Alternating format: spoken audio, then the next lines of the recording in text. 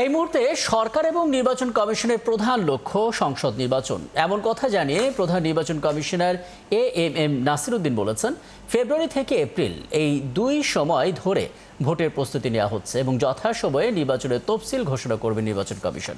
CEC জানান, প্রধান উপদেষ্টার সঙ্গে সৌজন্য সাক্ষাতে নির্বাচন নিয়ে কথা হয়েছে। আর অর্থ উপদেষ্টা বলেছেন, নির্বাচনী ব্যয় নিয়ে কোনো কার্পণ্য করবে না সরকার।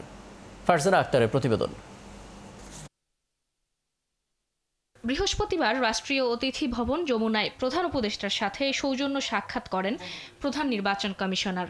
ওই সাক্ষাতের 4 দিন পর সাংবাদিকদের মুখোমুখি সিইসি। তিনি জানান, অন্তর্বর্তীকালীন সরকার প্রধানের সঙ্গে নির্বাচনের প্রস্তুতির বিষয় নিয়ে কথা হয়েছে। সিইসি জানান, এখন পর্যন্ত ইসির ফোকাস ত্রয়োদশ জাতীয় সংসদ নির্বাচন। এই নির্বাচন ঘিরে সরকার ও ইসির চাওয়া একই বলে জানান তিনি।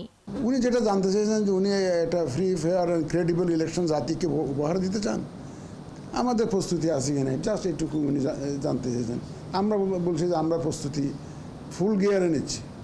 যদি এমন হয় যে স্থানীয় সরকারি নির্বাচন করতে হয়, তাহলে আমাকে ভোটার লিস্টে ব্যবহার করতে পারবো না, প্রকিউরমেন্টের ম্যাটেরিয়াল সেটা তো হতে পারে। বাট আমাদের ফোকাস এই মুহূর্ত পর্যন্ত জাতীয় নির্বাচনকে কেন্দ্র করে নিয়েছি। সংসদ নির্বাচনের সম্ভাব্য তারিখ জানতে চাইলে সিইসি বলেন, ফেব্রুয়ারি থেকে এপ্রিল এই টাইমলাইন ধরে এগোচ্ছে ইসি। নির্বাচনের তারিখ নিয়ে কোনো আলোচনা হয়নি, ওইটাকে আমার উদ্দেশ্যও ছিল না। নির্বাচনের তারিখ এবং শিডিউল এছাড়া আপনারা যথাসময়ে পাবেন, জানতে পারবেন এবং ইলেকশন কমিশন থেকেই জানতে পারবেন। নির্বাচন কমিশন পুনর্গঠনের বিষয়ে এএমএম নাসির উদ্দিন বলেন, ইসি পুনর্গঠনের কোনো বার্তা সরকারের পক্ষ থেকে জানানো হয়নি কমিশনকে।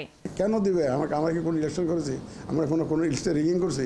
না কারো পক্ষপাতিত্ব করেছি? আমরা কেউ আইসে জোর করেছি, এই চেয়ারে বসে গেছি? এদিকে সচিবালয়ে অর্থ উপদেষ্টা বলেন, নির্বাচনের জন্য কেনাকাটায় টাকার কোনো সমস্যা হবে না। নির্বাচনের জন্য অর্থ যা বরাদ্দ দেওয়া হয়েছে, অর্থ যা দেওয়া সেটা কোনো আমরা কার্পণ্য করব না।